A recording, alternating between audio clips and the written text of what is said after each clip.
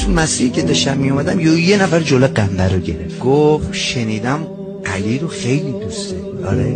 گفت خیلی عاشقشم. یه سیلی زد تو گوش قنبر، سرشو انداخت. گفت اینم پاداش کسی که علی رو دوست داره. سلمان میگه من این صحنه رو دیدم خیلی ریختم به. گفتم آقا تو مسیر که داشتم میادم یه صحنه ای رو دیدم ریختم به. گفت چی دیدی؟ گفتم آقا جریان این بود. آقا فرمودن زود. گفتن قنبر چی؟ با برگشت گفت خیلی عاشقش. با سیلی زد تو گوشه قنبر. گفت قنبر چی کار کرد؟ با سرش انداخت پایین.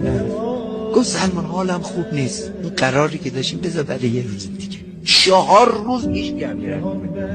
گفت خب بریم یه سری بهش بزنیم. گفت 4 روز تب کرده.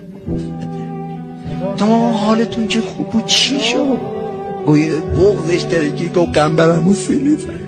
اما اگه 1 قدم شما برای اینا وردارید 10 قدم براتون برمی‌دارم.